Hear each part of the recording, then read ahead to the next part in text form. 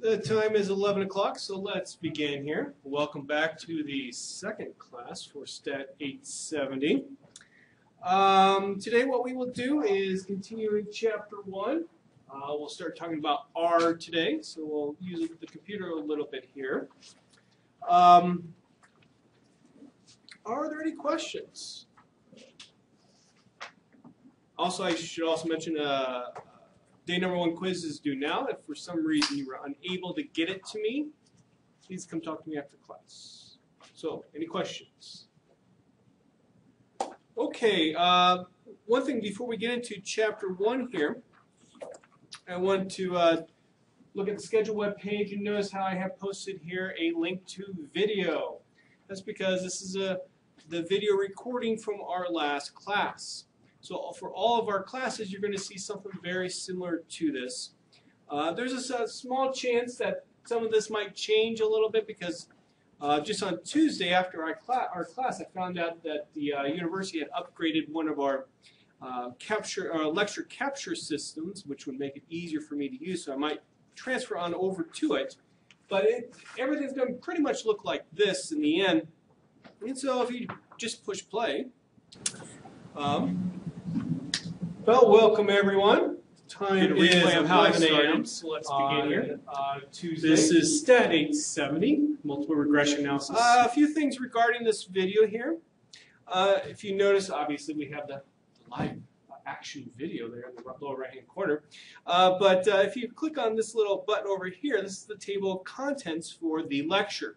And so what I do with every class, just to let you give you an idea how I do all this, I'm actually recording here through using a software package called Camtasia Studio, which is probably the most prevalently used package for recording one's stuff on a computer. And I get about a 2 gigabyte file with every class that I record. I go back to my office. I do some post-processing with this 2 gigabyte file. I put, for example, stuff like the table of contents on there.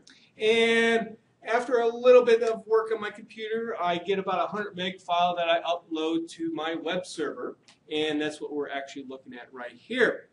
So with this table of contents, if I want to, I can just click on syllabus, and you'll notice that the video, or let's do website, you notice the video now goes information from me where I was talking about yourself, and also allows us to communicate. Now up here you see a search box. For some reason this isn't working right now. I hope I will solve the problem with this. But what this will allow you to do is search my actual audio of what I say during the class. So if for example, if you wanted to search for regression, you can type in regression there, and it will search my actual audio. It actually converts my audio to some kind of text so it can search it. You can search for when I said regression in class. So it's a quite useful tool. This search mechanism is not perfect though, so it might not always get me saying regression, but it does a pretty good job from what I've seen in other classes that I have used this. If you want to go full screen, there you go. If you want to turn off table contents, just turn them off like that. So you can relive your past experiences in this class through watching these videos. Just to give you an idea of how much these videos are typically used by my students, I do keep track of the hits to my videos. And a few semesters ago, I did some additional analysis, and what I ended up finding out was that on average, every student was watching at least a part of every video that was produced during class. Now that doesn't mean that every student after class immediately went back to their office and rewatched the lecture, but it says on average that's how much it was being used. So, I think this is, when I was a student, I would have loved to have something like this so that you could go back and review material that maybe didn't make sense the first time, or maybe even if you're falling asleep during class, you could go back and review what you had missed. So that's that's what our videos are going to look like. Any questions? Okay, we left off last time. We just completed page 110 of the notes. I want to actually review that a little bit.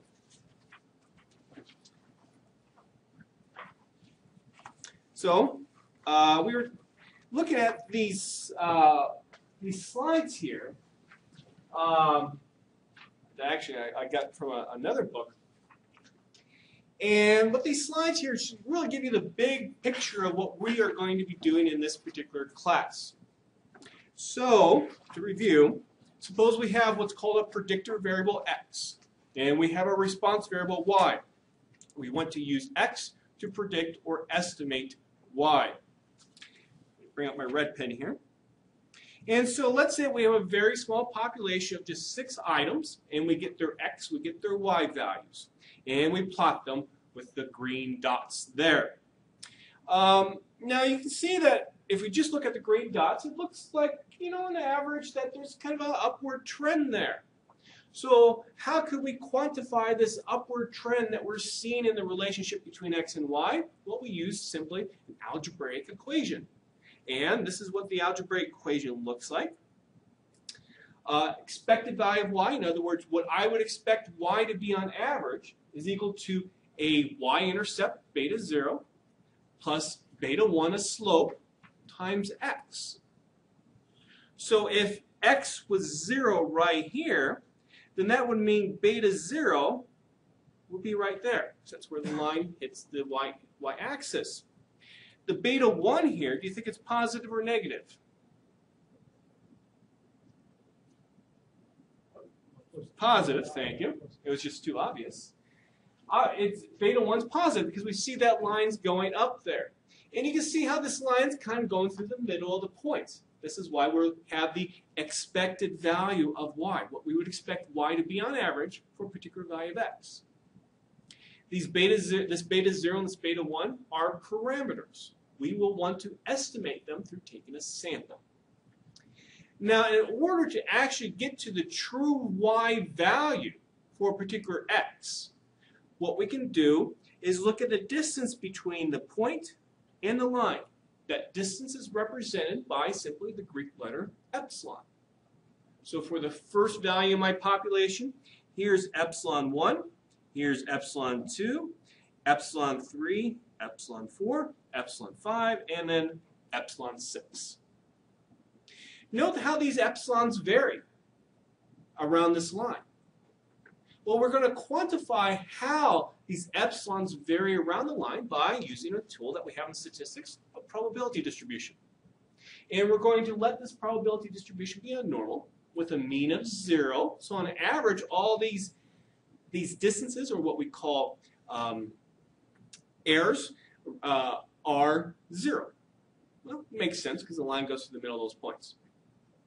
And how these green dots vary around that line there, we quantify through using a variance, sigma squared. So the epsilons have a normal distribution with mean 0 and a variance which we just say sigma is called sigma squared. So if sigma squared was really small, what would you expect this plot to look like in terms of the green dots and the red line? Almost on the right line. Yeah, you expect these green dots to be very close to the red line. If sigma squared was large, you would expect a lot of variability. Maybe some green dots might be close to the line, but some green dots might be really far from the line. Okay? So that's how we just put this all into a mathematical or statistical context for what we are interested in the population. Again, we will never ever be able to see that plot, that top plot there. What we're going to have to actually do is take a sample so that we can maybe estimate quantities that we see in that top plot. In particular, we want to estimate that red line, so we want to come up with an estimate of beta 0 and a beta 1 by using a sample.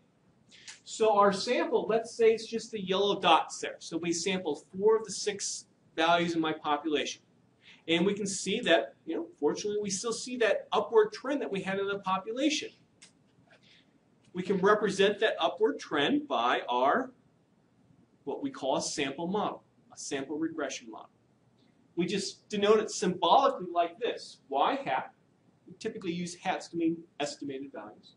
Y hat's equal to B0 plus B1 times X. B1's the slope. B0 then would be right there, the y-intercept. And we can see the blue line kind of gets at the same thing that the red line's trying to do in terms of it's capturing this upward trend that we see there. But again, it's not going to be perfect. You shouldn't expect it to be perfect unless you could somehow sample the entire population.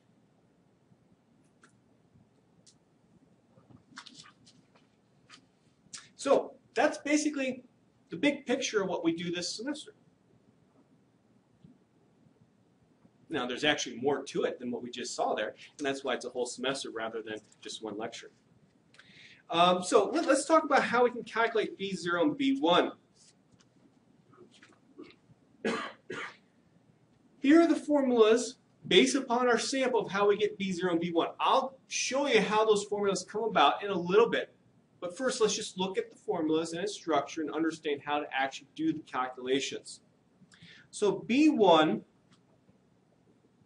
I should also say, B0 and B1 come about, or they're derived through something called the least squares method, which I will explain. So B1's this slope. And to find this, all you need to do is get all of your sample values. Let's call them your x of i's. So all your predictor variable values. Subtract off the mean from each of them. Take that quantity times all of your response variable values, your y's. Subtract off the mean. Add them all up after you did all this multiplication. And then divide by the sum of these x's. Subtract off the mean. Now square.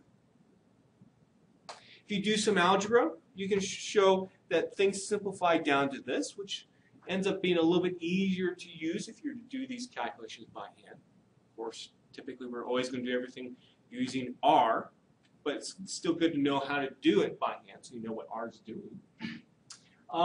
And through some algebra, you can show this. So for example, here we have the sum of the x's times the y's. We have sum of the x's, sum of the y's, sum of the x's squared, and then sum of the x's, that quantity squared. If it's clear that you're summing over all values in your sample in terms of I equal 1 to n, you just drop that off and represent the formula like this.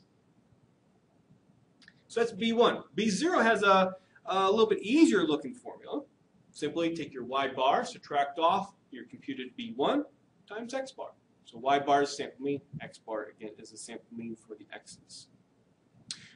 So let's actually apply this and go through some calculations.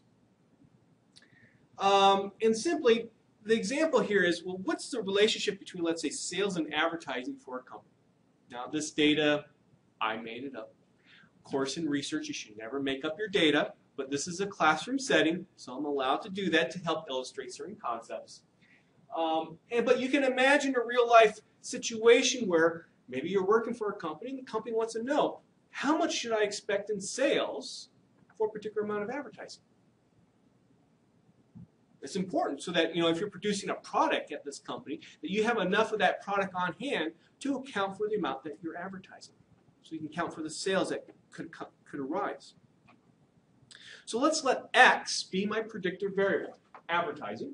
And let's say that it's measured in $100,000 units, just to make some of these calculations easier. So X equal 1 means 100,000. X equal 2 means 200,000. Let's let Y then be my sales. So Y is going to be measured in units in terms of 10,000 units. So Y equal 1 means 10,000. Y equal 2 means 20,000. Let's say that I collect 5 months worth of sales and advertising data. So in the first month, I had advertising of 100,000, or 1. I had sales of 1, or 10,000 units. Second month, 2 for my advertising, 1 for my sales, and so on. Real simple data set. Now, you'll notice in the very last row here, in how I've represented this data, I have the Greek letter sigma, meaning sum. Because in my calculations that I'm going to need for B1, I'm going to need to sum some values, such as I need the sum of the x's. Well, how about I just simply add up 1, 2, 3, 4, 5, I get 15. I need the sum of the y's, add them all up and you get 10. But also I need the sum of the x's squared need the sum of the x's times the y's. So, for example, if I take 1 times 1, I get 1. 1 times 2, I get 2, and so on. Sum that up, I get 37. And notice how that falls in right there. Go through all the rest of the mathematical details on your own, and you get B1 of 0.7. So again, that's my estimated slope. So what is that saying about advertising and sales?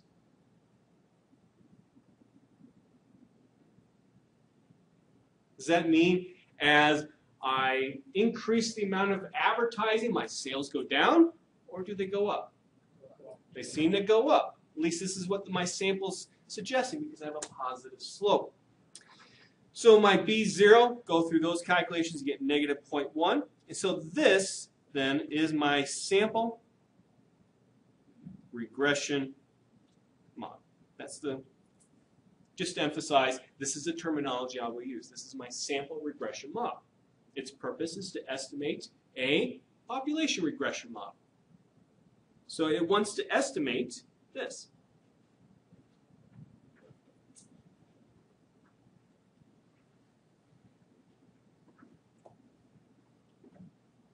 And what this would basically represent is, let's say, all my sales and all my advertising in my population. Maybe my population might be maybe 5 years worth of information, you could say, in the past and also into the future, which obviously you don't have. Is there a question? Yeah. How do you handle a model which is physical, like in this case, that sales can be negative for level of 0 advertising? Well, yeah, I mean, that's obviously a problem. This model is not perfect. So, for example, if I had 0 advertising, that means people are stealing from me. Or does that mean, yeah, no? Yeah. Yeah, I mean, in terms of your estimate, your y hat's negative. So, yeah, it's not perfect. But, and this is something that we're going to get at very shortly, is should I use this model for advertising of 0? Should I? Let's look at my data. What do I have information on in terms of advertising? I have information on advertising of 1, 2, up to 5. So between 1 and 5. Do I have any information on what happens at 0 or 0.5? Or let's say 10? No. So, and to answer your question for this particular case, it wouldn't make sense to use your model in that situation. But there could be other situations where, look at that, you do have that something coming up numerically that doesn't make sense, and you'll just have to account for that. Yes. So, I'm sorry, go ahead. So the question is whether is there a way to account for that? Can I force the intercept to be specific if I know that physically it should be a certain value? Yes, you could. We will not discuss that in this class. But what you could do is force a restriction in terms of, as you'll see shortly, in order to come up with this B0 and B1, we're trying to minimize something. And you could force a restriction so that some people might call it a penalty to avoid that from happening. Now, there are other more complicated models. So, for example, in my Stat 875 class, we always model stuff that's, let's say, between 0 and 1. And there are simple mathematical transformations that you could use to account for that. And I guess there might be some mathematical transformations here that could account for that as well. We might see that in 3, but in a general setting, we will not necessarily discuss that here. Was there a question? I was going to say that we can interpret that negative value as there's a minimum limit for amount of advertisements. Beyond that, you may benefit of the advertisement. So, well, let me think about that. So, say it one more time, please. It starts from negative values and goes up, and then after a minimum point, that is your minimum advertisement, it goes up, starts to give the benefit. Okay, so think of like x equal 1 as your minimum, and then interpret the model with respect to that. Is that what you're trying to say? Yeah. Is it reasonable? What's that? Is it reasonable? Yeah, I think so. I think so. But I mean, it gets into, again, what do I have information on? Well, x equal 1 to x equal 5.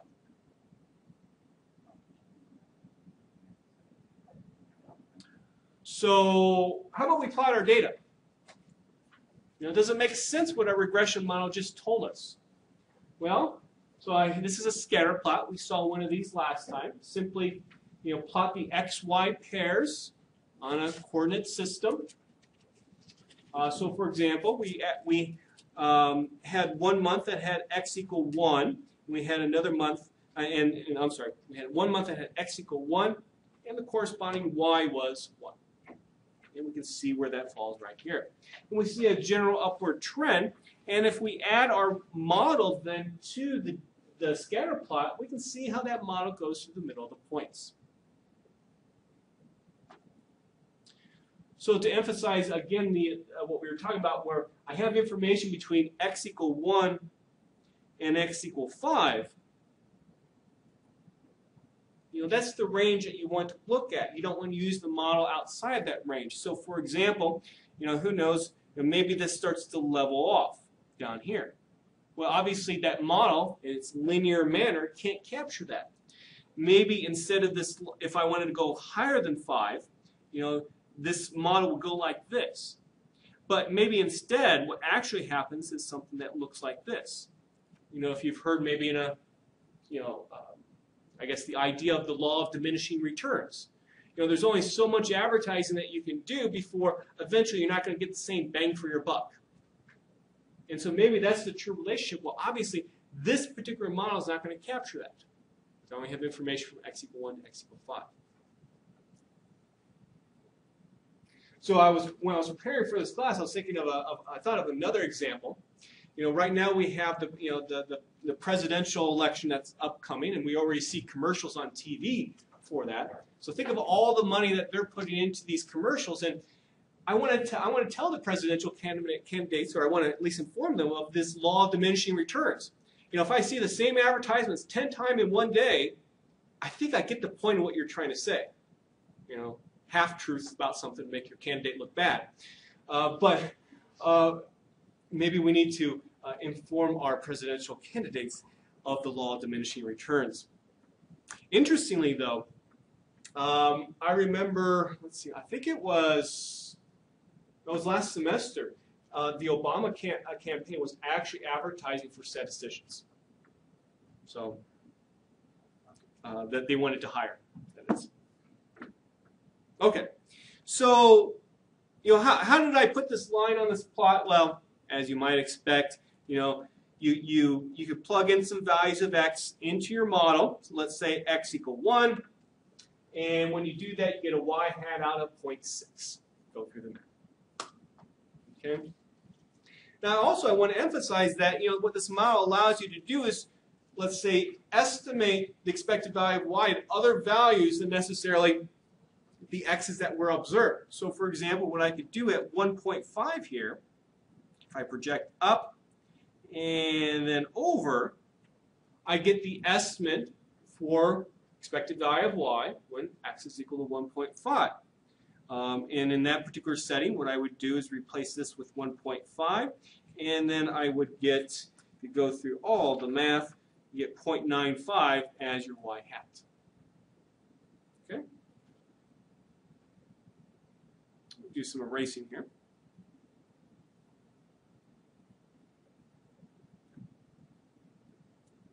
Okay.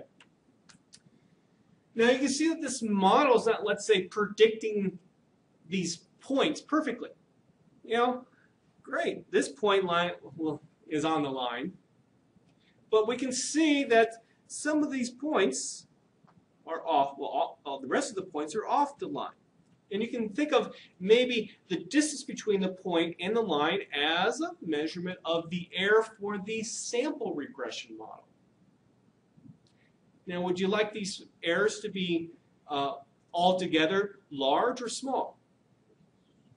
Small. The problem is the way I stated that was you have positive and negative distances you could think of.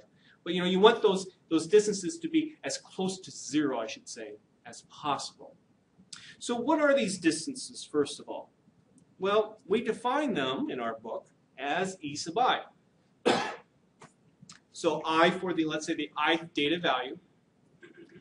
E stands for error. what you typically have these called, though, in regression analysis is they're not called errors, they're called residuals to help differentiate it from the epsilons that we had saw earlier. Hopefully you see the relationship between these residuals with the epsilons. So these are called residuals. You know, you can think of the word residual as stuff that's left over. So you can think of, you know, these distances as what's left over after putting that model on the plot. That's how far off the model is from the actual observed points. And so these residuals then are simply take your y's, subtract off y hat for the x's in your data set. Obviously, we want these to be small, and maybe that, again, that's not the best term there. We want these residuals to be close to 0. And interestingly, the sum of these e's happens to be 0. It's kind of cool. Why does that happen? Well, again, look at how those points are how that line's kind of going through the middle of those points. That's one way to think about it, why that happens. Not 0, we have a problem with the assumption. The Well, assumption is 0. Well, if it's not 0, then, you know, what's your line going to look like then? Well, maybe it might look like something like this, or maybe something that looks like that. Well, that doesn't really capture then this relationship. No, but the assumption of the model is 0. Well, through all the calculations, you could say that's what ends up happening, yes, in terms of the math.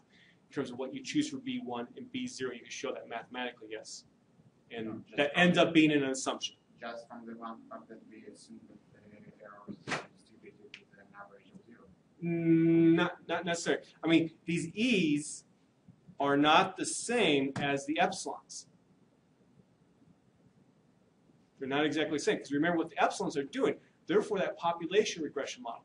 E's are for the sample regression model. Excuse me? Yeah. Yes. I think I don't know which kind of method you use to estimate the beta 0 and the. Well, I showed you the formulas, the B0 and B1. We're going to get to the least squares estimation method that's used to actually come up with those formulas. Exactly. But maybe I'm wrong. Using the least square, we always have the sum of the error equal to 0, right? Yes, that ends up being a mathematical property of these least squares estimates, yes.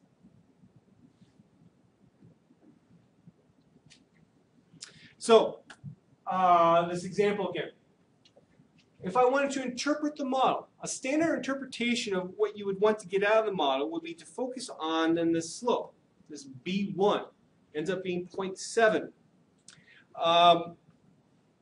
So how do you interpret a slope? Well, you know, back in your algebra class days, you know, you saw a line or an equation that looked like this, y is equal to m times x plus b, meaning for every 1 unit increase in x, y will increase by m units.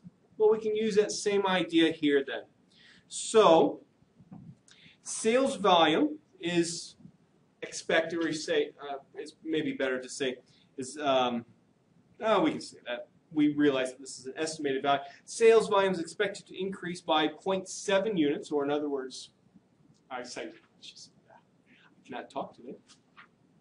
Sales volume is expected to increase by 0.7, or you can say 7,000 units for each 1 increase in advertising. Okay?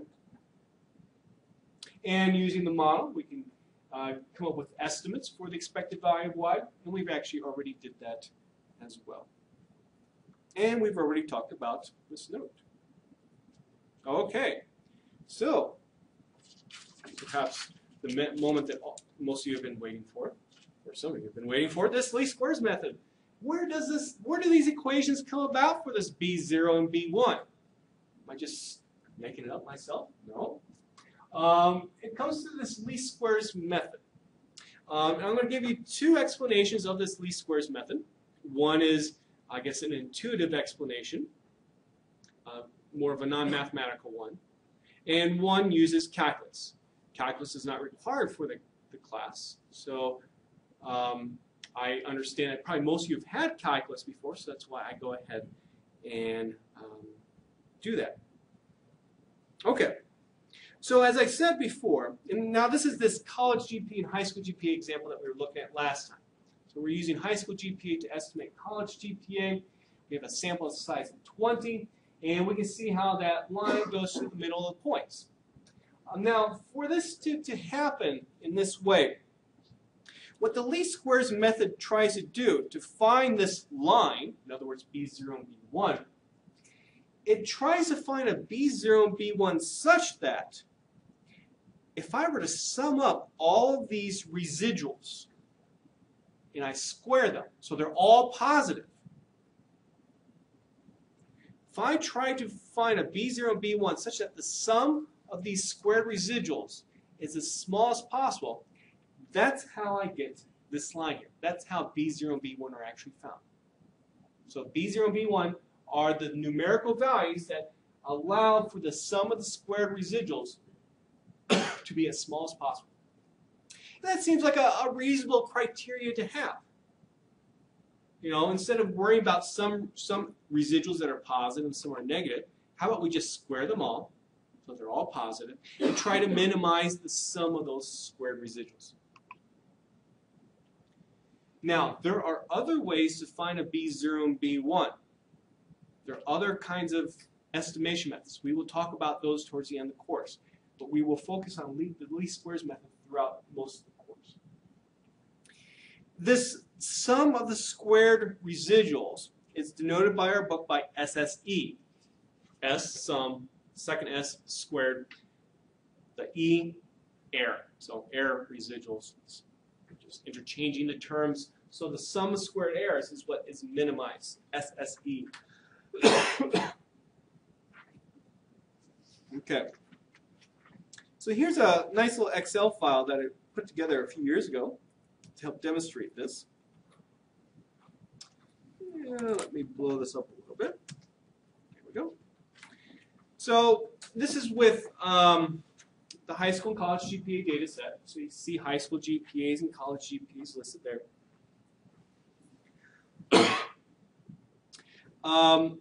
And suppose for a B0, an intercept, we actually chose instead, for some reason, 0.706, and for a slope, we chose 3 of B1. And if I were to graph that line, we can see obviously that line's not doing a good job of really looking at the relationship between high school GPA and college GPA. Over here, I have all the corresponding y-hats if that was the actual sample regression model, and also the sum of these squared residuals. If I were to add, I'm sorry, I have these squared residuals. If I were to add them up, I get a SSE of 785, quite large. Now, for the actual least squares estimates, the SSE is 1.58 only. So we can see why B0 and B1, using this criteria, why using the least squares estimates would be better, because we're making that sum of squared errors a lot smaller. But well, let's look at possible different values of the slope. Note that the actual intercept that I have on there is actually the same as the least squares estimate. And if I change that 3 to a 2, we can see that how that line's getting closer to those points. It's getting closer to estimating the relationship between x and y. And look at my SSE. It actually decreased from where it was before. Well, maybe I need to lower the slope even a little bit more. Well, that line's getting closer. Look at my SSE. It's smaller than what it was before.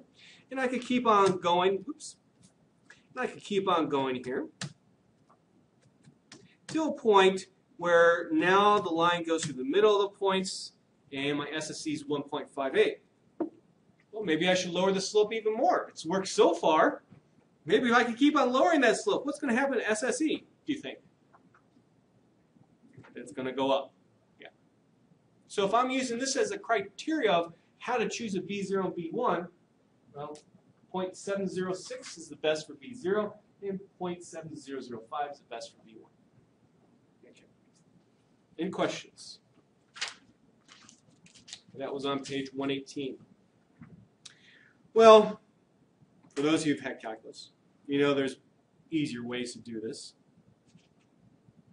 And we can come up, well, what we can do is we have this function of, in a Calc 3 setting, you have this function of two variables.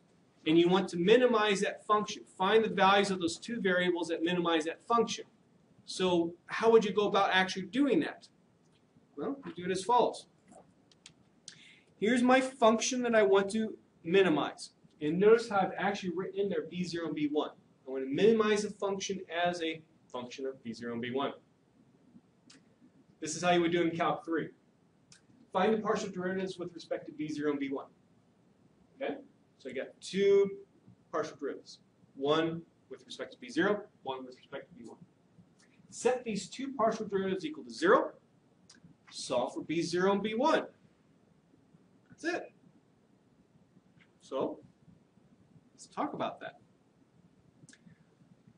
Since, again, calculus is not a prerequisite for the class, I will not ask you a question about this on the test, other than perhaps it might be an extra credit question. So, I'm just going to walk, I'm going to hit the highlights here. You can look at the exact details on your own. If you're a stat major, make sure that you know the exact details. So if I take the partial with respect to b0, you know, go through some calculus here, I get this value right here. I set it equal to 0. I solve for b0. And look what I get. Here's my y bar. Here's my x bar. Right there, which is what we had before. But notice it is a function of b1. So what's b1? Well, let's find the partial with respect to b1. I go through some details. I set the result equal to 0. Do some nice algebra, fun algebra, and I get my equation for b1. Again, look at the details on your own. And that's what I had presented before for the value of b1 and also for b0. So that's how this is actually derived using the least squares method.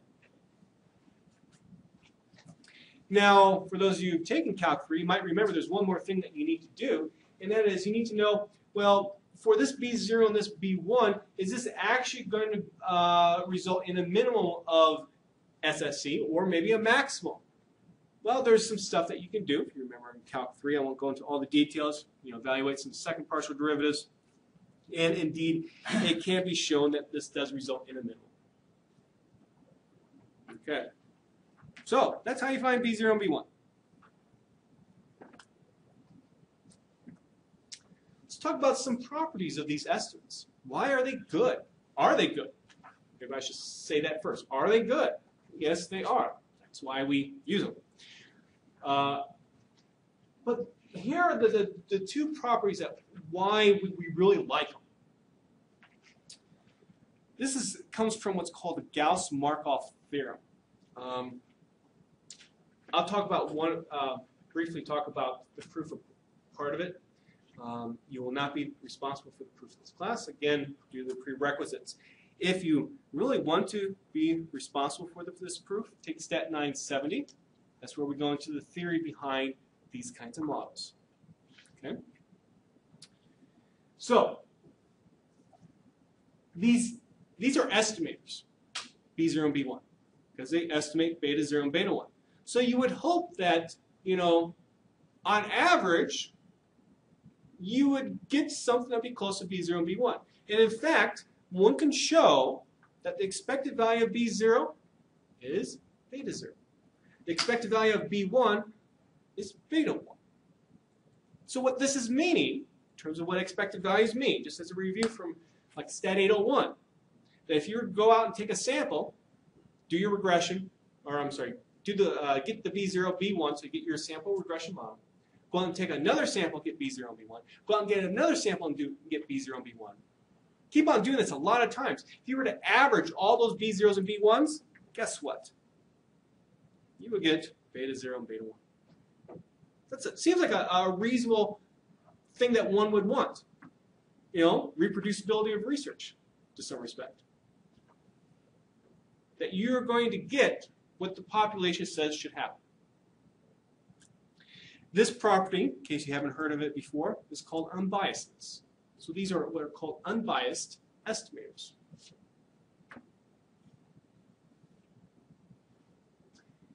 Does it mean the D0 follows like the normal distribution? It does not mean that, no. No, it just says that they are unbiased. In the end, as we will find out, they do follow normal distributions. I think we talk about that in chapter 2. Okay? And that comes about through the fact that, remember, these epsilons have a normal distribution. And we're going to go through the proof to show that. Okay, second, these estimators have the smallest variance amongst all possible unbiased estimators that might exist. So why would you want to have the smallest variance? Why not have a large variance? Why is having a small variance good?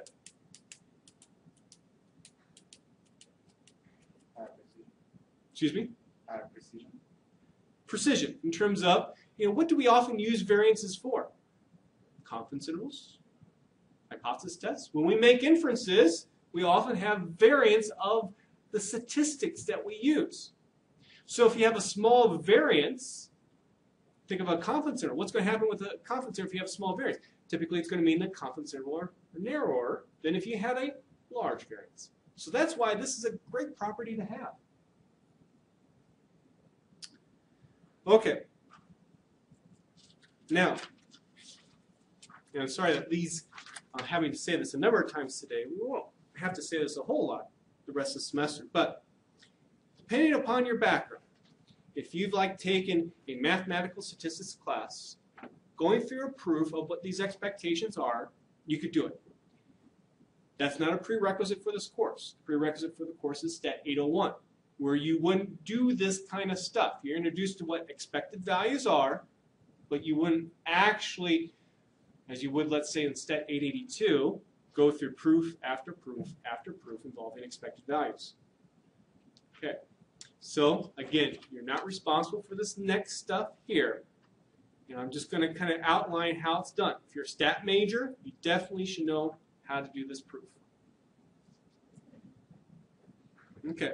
So, let's say that I wanted to actually prove that, indeed, that this B1 is unbiased. How would I do that? Well, I want to find the expected value of B1. So the first step you could say is I put in the equation for B1. Now, inside that parentheses there, what is a random variable and what is not a random variable? Is X a random variable? Yes or no? No. No. Based upon how we wrote our model, assumptions, not a random variable. If it ends up being a random variable, this also ends up working out. Don't worry about it. We'll talk about that a little bit later. At least now, these x's are not random variables. Is y a random variable? Yeah. Okay. So so x you could say is a constant. What's the expected value of a constant? The constant back. Okay. So this expected value in the x's, that's easy. Expected value of x of I is x of I. Where it's not as easy is now when you're working with the y's, because the y's are random variables. So here's what I can do. All of this in the denominator is a constant. So I can pull that outside the expected value. X is a constant here. This is a constant. Obviously, 1 over n will be a constant as well. So the only thing I need to worry about are those y's. So that allows me, through using properties of expected values, I can move my expected value through the sum. Well, what is expected value of y? Well, it's our model. So I put in my model. Right? And so now it just becomes some algebra. If you work through the algebra, things disappear, things come together, and you get just beta 1. And thus we have proven that indeed B1 is an unbiased estimator of beta 1. Great. And because I like doing proofs so much, sometimes. I have actually showed you a different way to go ahead and do this proof. Depending upon your comfortability with math and summations, you might find this easier. I'll let you look at this on your own. Okay. You can do a similar proof with B0. It's not that difficult. Again, you're not responsible for those proofs, other than perhaps it might be an extra credit question on the test. Okay, so now I showed you how to do some by hand calculations to find B0 and B1. Rarely, if ever, would you actually do that. You know, when you do statistics, you use a computer. So how can we do this using a computer? Let's talk about that. So this is based upon the high school and college GPA data. So again, as I mentioned before, the stuff in parentheses corresponds to programs with what we're going to be talking about. So there's a particular program on the R webpage, my course website, that that will contain all the stuff that we're going to do for this example, for this data example. Before we can actually do the data example, though, I need to show you, well, the software that we're using. So let's do that. Why don't you log on to your computer, if you want to, or you can just follow along. It's up to you. You can use your Blackboard login, or your LDAP login, or your my.unl login. That terminology means all the same thing.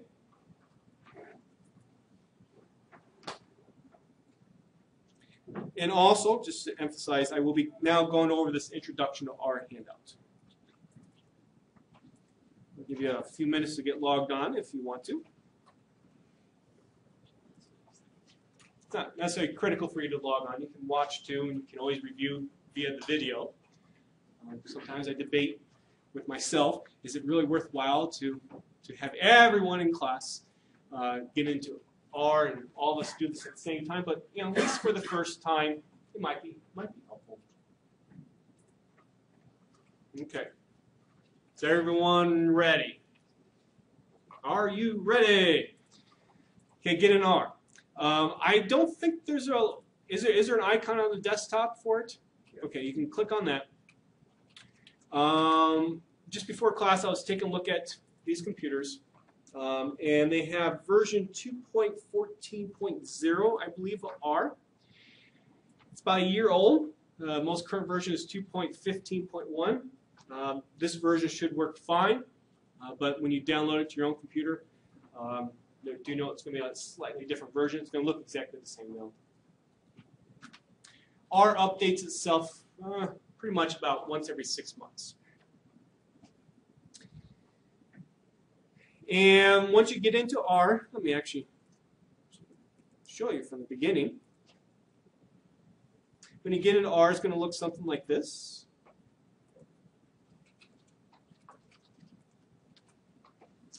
Notice it says version 2.15.1, roasted marshmallows. That's the name of the version. If any of you have an Android phone, you know, for example, they like to name their various versions of the Android operating system. So, for example, I run under, or my operating system is the ice cream sandwich operating system. And my theory is that now R has decided to come up with names of versions other than 2.15.1. And so they have now, this is the first time they've done this, named it, and they call it roasted marshmallows. I guess because it's good. Anyway, so this is 32-bit R, if you notice this right here. You can use 64-bit, doesn't matter. Both will be fine for our particular class for what we do. So this is what it looks like. Anybody have problems getting into R that needs help? Okay. So what you see open is what's called the R console window. This right here. Okay. This is where we can type commands to do stuff. And in fact, what you can do is actually kind of think of, at least right now, this as a calculator. Here's the command prompt. And so if you want to, just simply type maybe something like 2 plus 2. Stuff that you would with a calculator. 4. 2 times 3, 6. If I do, let's say, 3 caret 2, I get 9, which is 3 squared. But of course, it's more than just a calculator. You can, for example, find a probability associated with a normal distribution. So if I want to find the probability that a standard normal random variable is less than 1.96, all I would need to do is use the function called, use the command called pnorm, parentheses, 1.96, and parentheses, you get 0.975 back. So the area to the left of the standard normal random variable at 1.96 is 0.975. Hopefully that sounds familiar. If not, you shouldn't be in this class. You can do, for example, natural log of 1. Use the log command, and you get 0. Okay? Now, there's going to be times where you want to actually, let's say, save this numerical calculation that you just did. So maybe I want to save 2 plus 2. I can save that result in what's called an object using R's terminology. So I'm going to create an object. So you can go ahead and do this as well. How about we call the object simply save, for the lack of a better name. I'm going to say save. And then in order to put into this object save the results from 2 plus 2, I use the following keystrokes. Less than, dash. And then I can say 2 plus 2. And it goes into save. Is this big enough for the back to see? Okay. I'm using a size. Do you want me to make it bigger? Okay. That's fine. I'll make it size 16. Is that okay? So notice now when I was doing those other commands, the math before, we would automatically have coming back to you a result, and you would see it. Notice we didn't have that happen. Why? Well, because everything went into, or that result went into something called save.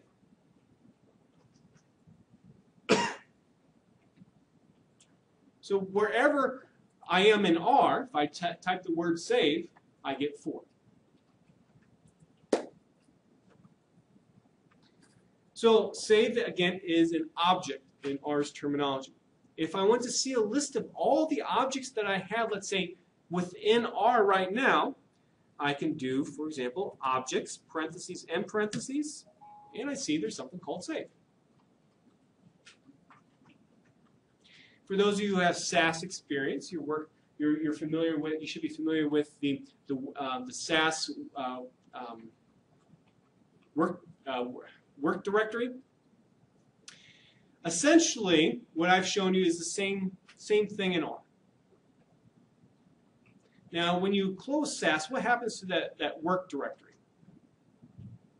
For those of you who have SAS experience, it goes away. Well, if I were to close R, and you don't do that, don't do this right now. If I were to close R, look what happens. It says save workspace image. So this gives you an opportunity, if you want to save what R will call its workspace, like the SAS working directory, if you want to save it, you could. I rarely, if ever, have a reason to do that, so I usually say no. And what this will do, again, it would actually save a file to your hard drive that has the information in there, and you can load up that file later. We won't really need that in this class anyway, so I'm just going to hit cancel here, so I still remain in R. Okay. Now, these commands that we use in R to do calculations, these commands use what are called functions. Again, I know a lot of you have SAS experience, so I will often draw similarities. To some respect, functions are kind of like procs in SAS. And we've already actually used a function already. If you remember, that pnorm command was actually a function. There's going to be lots of functions out there. But let's actually write our own function. Okay? And what I want to do is write a function that calculates a standard deviation. Now, there's already a function that exists. It's called SD, standard deviation. But let's say that there wasn't one and I needed to write my own function to do that. this is what we can do. First of all, what I need is some data that I can find a standard deviation of. So how about I create an object called x, and inside of x, I put simply the numbers 1, 2, 3, 4, 5, and that's my data. Now what I did here was I used a function R called C. C standing basically for combine or concatenate. And I'm going to combine together 5 data values, 1, 2, 3, 4, 5. I put the result into an object called x. So if I type objects, parentheses and parentheses, you see there's also x there. One thing I forgot to mention is this right here. So that less than dash, I'm sorry I didn't say this before. Notice how it kind of looks like an arrow pointing to the left. And what that does, it makes an assignment. It says, let's put what's on the right-hand side into this object x. So this is actually called making an assignment. When people actually verbally say this this part right here, they don't say less than dash. They say the word gets, G-E-T-S. So x gets the result from combining 1, 2, 3, 4, 5 together. Okay? Sorry, I was getting ahead of myself and I didn't say that originally.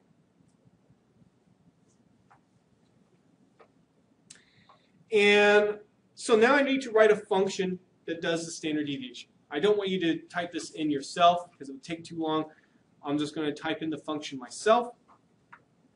And I'm going to call this function SD2 because, again, there's already something called SD. And I'm going to say SD2 gets a function. And inside this function, I need to have some numbers or some data that I can do my standard deviation computation with. So what I'm going to do is pass in some information, which I'm simply going to call numbers. If you've taken a course on,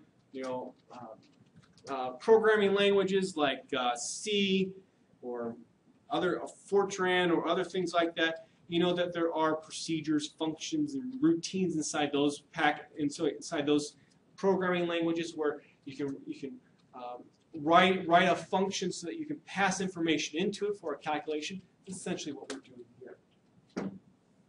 And then I do a left bracket, say to R, I'm now going to give you the contents of that function. After I did that left bracket, I hit enter. Look what R gives back to me. No longer that greater than sign for a prompt. Instead, it gives me a plus sign saying, I want more information. Well, I need to actually put the stuff inside the function that does the calculations. So I'm going to kind of cheat here a little bit, and I'm going to use a function called sqrt to find a square root. I'm going to also use a function called var to find a variance. So I'm assuming that these functions exist to do this calculation, and I'm going to find the square root of the variance of the things that will be in numbers. So in other words, square root of a variance, of course, is the same deviation. I'm going to hit enter again, and notice I get a plus sign back. Well, I'm actually done in my calculation. This is how I can calculate a standard deviation. So how about if I do a right bracket to end the function, and there we go. And if I did objects again, notice that comes up as actually an object, SD2. If I typed SD2, you see the function. So let's use it. So if I type SD2 parentheses, and then I put in what my data is, x. What happens is when I hit enter, this x is going to go inside that function as numbers, and the calculation is going to be done for the standard deviation, 1.58.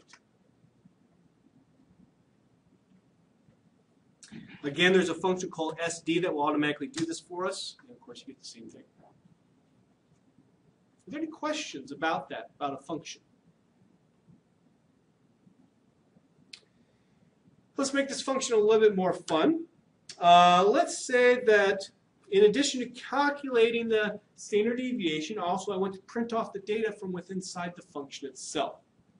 So I'm going to write a new SD2 function where the first thing I'm going to do inside the function is to print my data. there's a variety of ways that you can do that. I'm going to use a function called cat to print my data. I'm going to say cat parentheses quote print the data. Then I'm going to use a little R trick, I guess you could say. I'm going to use an escape character and then an N. That tells R to set to now go to the next line when it prints the data, end quote, comma, numbers. Put another one of those in there as well. Hit enter, and it says, okay, I need more information. Function's not done, so again, I'm going to say square root, var, numbers, and bracket. There's my SD2 now. So that if I type SD2x, print the data, it actually prints what was in numbers. Knows how it went down to the next line. And then look also, it gave me the standard deviation as well.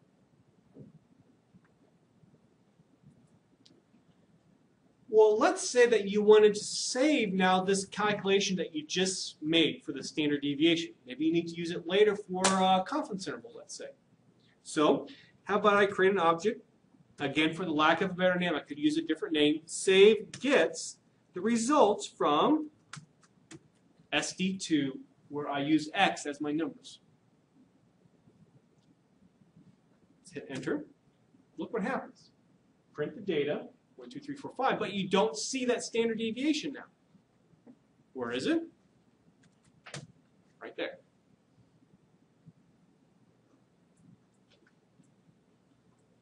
Now, how did R know to put that standard deviation to save versus, let's say, print the data 1, 2, 3, 4, 5?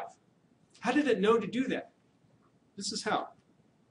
In R, always the very last line inside of a function is what's returned, you could say, to the user so that they could save it. And so because that was the very last line, that's what was returned.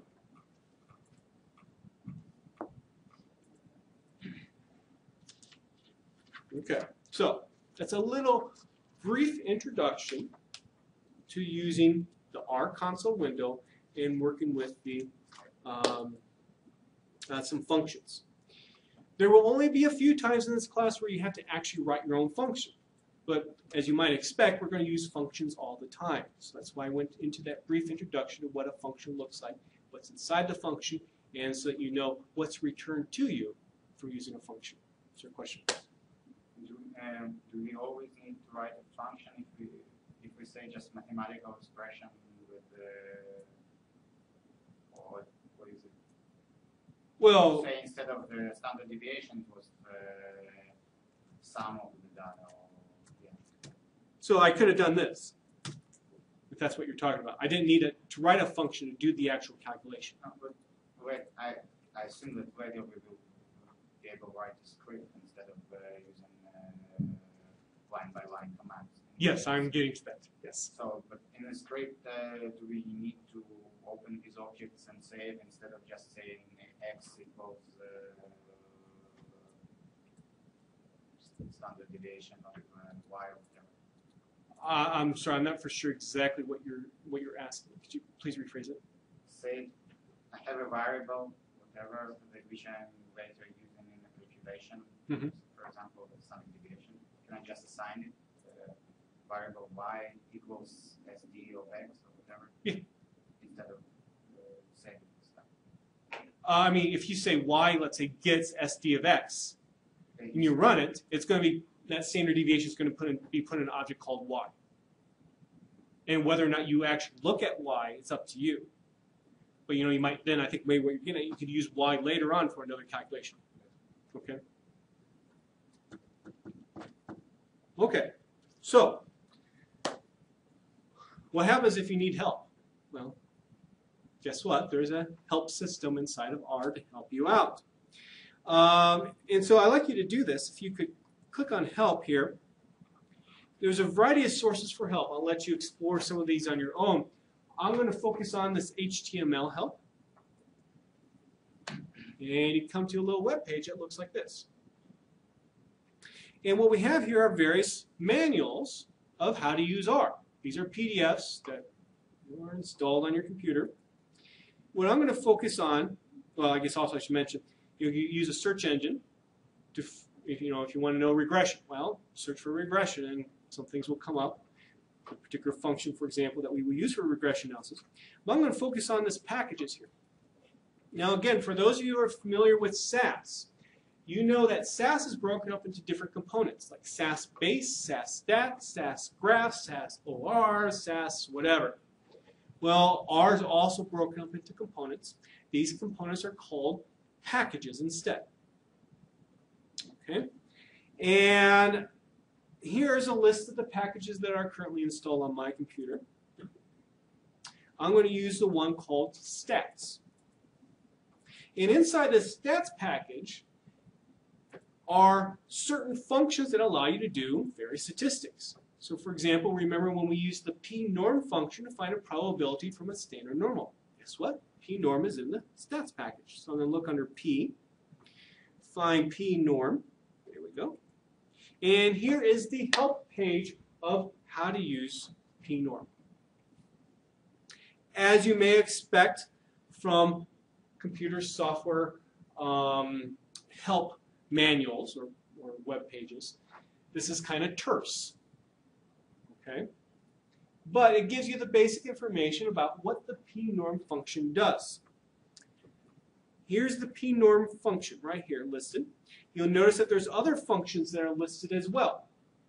D-norm stands for find a density for a normal. In other words, your f of x, you could say, for a normal density, normal distribution.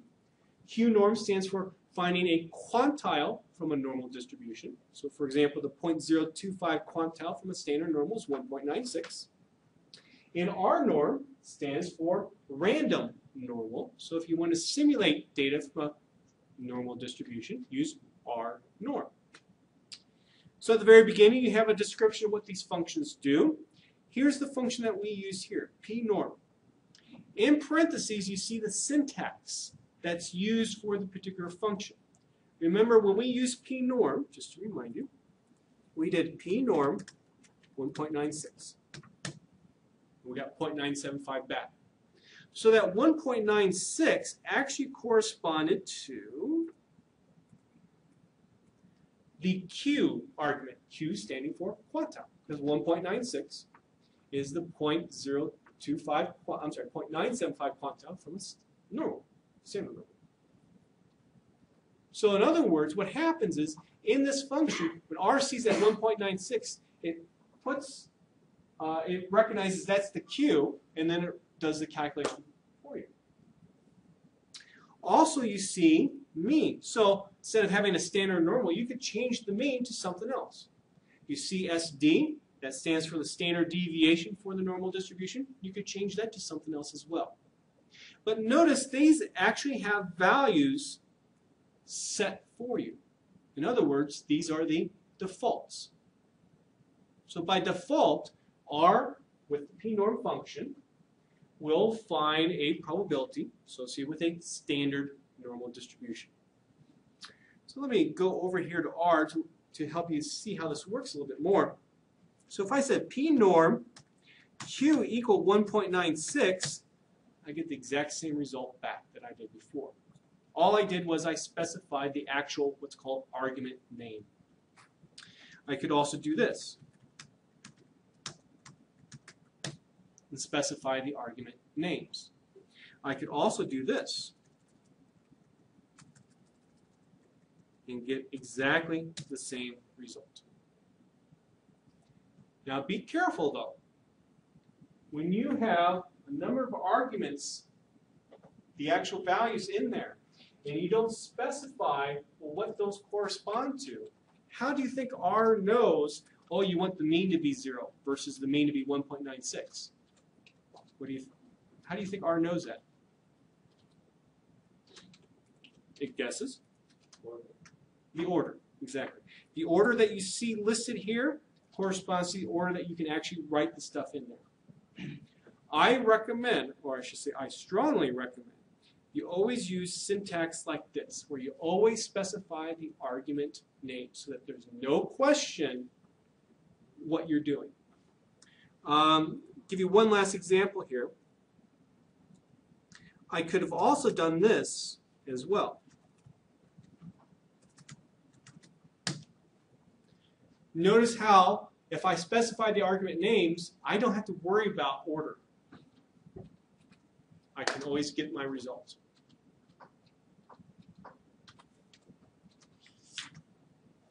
Now, yeah, so, let's say 1. So, it's really easy, to find a probability associated with the normal distribution, as it is for any other distribution out there. Since we're running out of time, I'm not going to have you do this, but if you look throughout the help file here, you can see the list of the arguments, some descriptions. You see the details of what's being done. You see a value in terms of what's actually produced in the end. So, for example, Q-norm gives you the quantile. You see some information about references.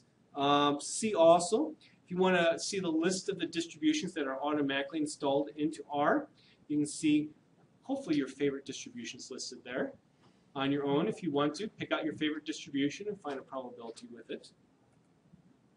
And then lastly, which is really helpful, is that they have a whole bunch of examples listed here.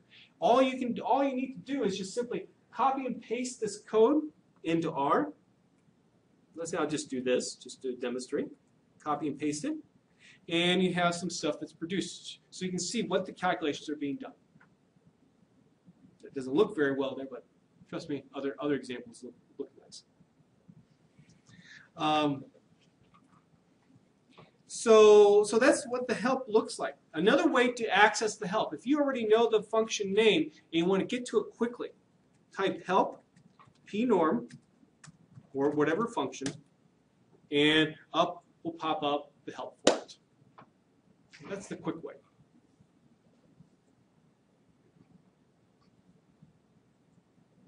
Okay.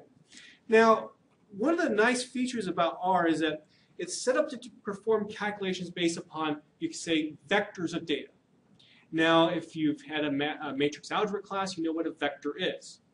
If you haven't had a matrix algebra class, think of a vector simply as a combination of items together in one form. So, for example, X here is a vector that has a length of 5. So there are 5 elements in it. And R can perform these calculations through its functions on vectors. This is very helpful in terms of saving time. So let's say I use pnorm again. I'm going to use a quantile. Now, instead of